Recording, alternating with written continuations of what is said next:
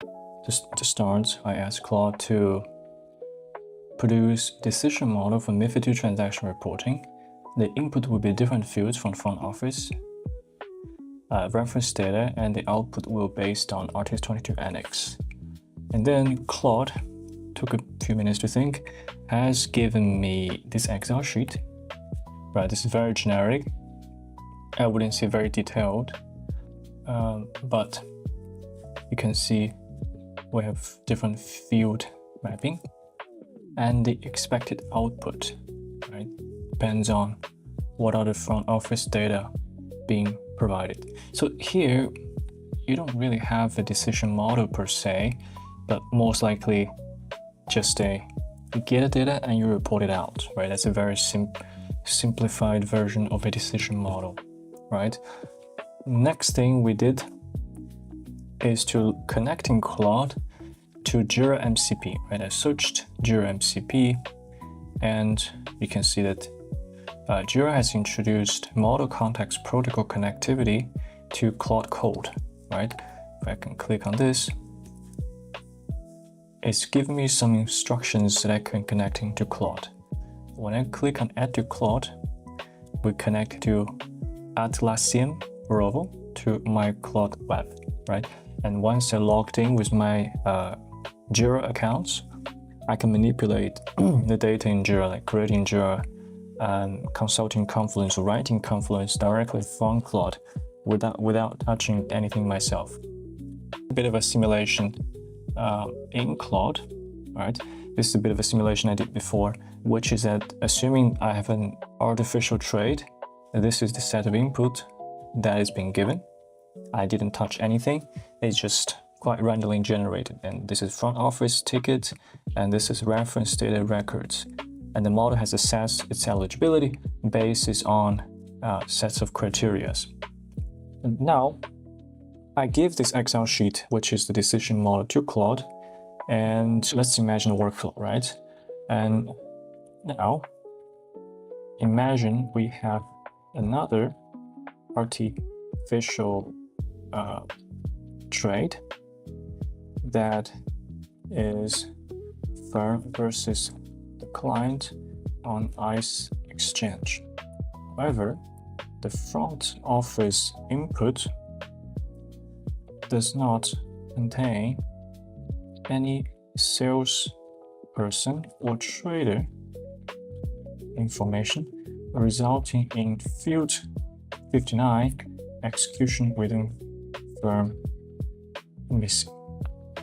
And I want the decision model to fail because of the missing front office input. Can you save the input data for this trade in a .xt file? Next, run the simulation with the decision model and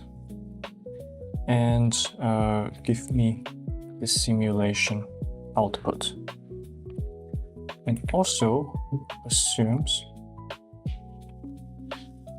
that in this case, the model failed. Not to blame. No trader is sent from the front office, but the execution decision was actually made by the client. And since the model didn't build this rule, we end up with no output. And you then recommend a fix for the decision model, consulting various regulatory rule texts such as Artius 22 NX, and ESMA Q&A, and ESMA guideline. Then guide me through the investigation process and decision tree when deducting the root cause of the issue. Lastly, create a Jira ticket with subtask for each regulator in the EU and describe the issue, the fixed, and the expected behavior. All right, let's do that. It's quite wordy. Obviously, I don't have to type so much once the model has the context, but in this case, I just want to give it a little bit more information for Claude to think about. So the model I've been using is Sonnet High. Well, you might know that Sonnet is not really the best model that Claude offers, but it's still a quite versatile model, right? The previous simulation I've run, you can see that these are the artificial transactions that is randomly generated by Claude, and this is the simulated Artius22 output for each of the 65 fields. Right? That's actually quite fantastic. You can open this in the web, right? So yeah, imagine running a simulation just in a matter of seconds, instead of doing this copy paste, and instead of running a simulation for essentially for every single field, right? And it can actually tell you, if it actually makes sense. Now let's just wait. Let's just wait for the output.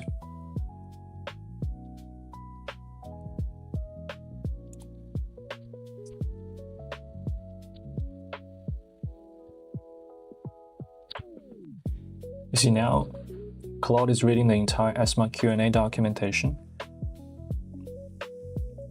It's also reading the full Artius22 annex. It's also checking the ESMA guideline in terms of, interesting, direct electronic access.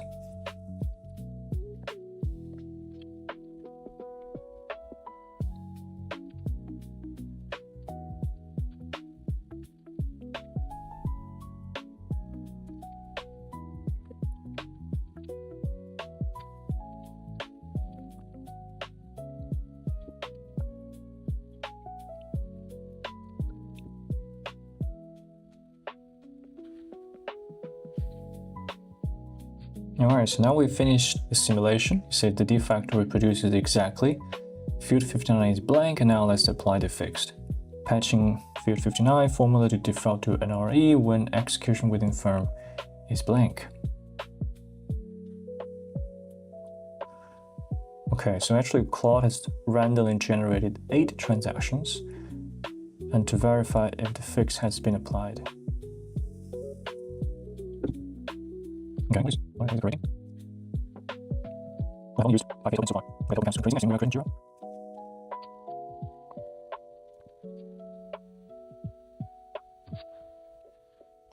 Alright, so this is the artificial transaction that Claude has been generated. Okay, these are the front office inputs, simulated outputs, right? Defect, it has denoted that the output shouldn't be blank, in fact it should be an RE. The regulatory basis, right? ESMA Q&A, I believe this is the Artius22 annex, and this is our guidelines.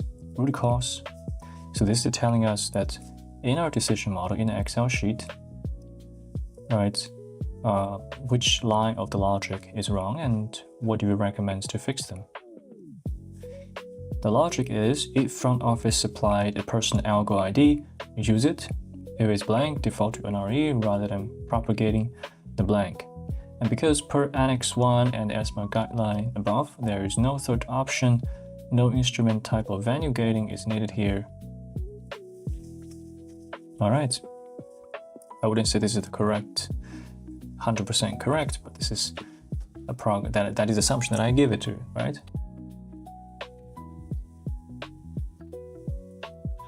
And we are creating a lot of stuff in the Jira. My God, we're creating 27 subtasks.